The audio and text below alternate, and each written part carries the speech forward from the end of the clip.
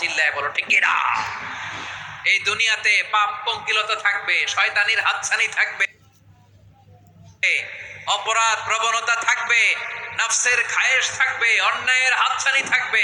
সব কিছুকে দলে মুচড়ে পেছনে ফেলে সাবধান হয়ে এই দুনিয়ার সিরাতুল মুস্তাকিমের পথে চলতে হবে। যেই রাস্তা শুরু হয়েছে দুনিয়াতে, শেষ হয়ে গিয়েছে আল্লাহর জান্নাতের ভেতরে। চিল্লায় বলেন ঠিক কি না?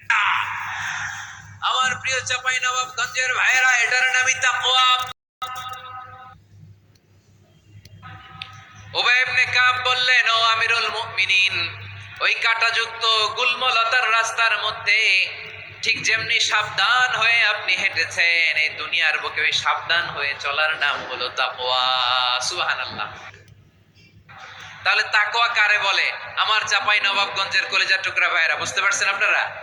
হ্যাঁ, তাকওয়ার শুধু দুইটা নমুনা আপনাদের সামনে পেশ করব, আপনাদের ক্লিয়ার হয়ে যাবে। একটা নমুনা তো দিলাম, আরেকটা নমুনা, সেটাও ওমরে ফারুক রাদিয়াল্লাহু তাআলা আনহুর জীবনী থেকে। উনি ছিলেন ন্যায়পরায়ণ শাসক। রাত্রিবেলা প্রজাদের কি হাল হাকিকত, কি অবস্থা, ঘুরে ঘুরে প্যাট্রোলিং করতেন পুলিশের মতো।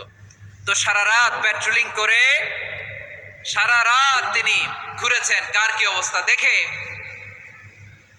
শেষ রাতে তিনি ফিরে আসতেছেন। তিনি থাকতেন, সেই বুখারীতে এসেছে, কানা ইয়াসকুনু ফি আওয়ালিল মদিনা, মদিনার উঁচু এলাকায় থাকতেন।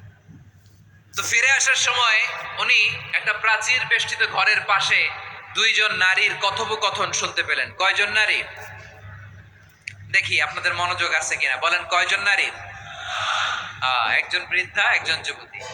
উনি কান লাগিয়ে শুনতে পাচ্ছেন। বৃদ্ধা মা, ওমর ফারুক কাউকে দেখতে পাচ্ছেন না, শুনতে পাচ্ছেন। বৃদ্ধা মা তার যুবতী মেয়েকে বলে, এই তাড়াতাড়ি ওটের দুধ দহন করে ওটের দুধের সাথে পানি মিশাও, তাইলে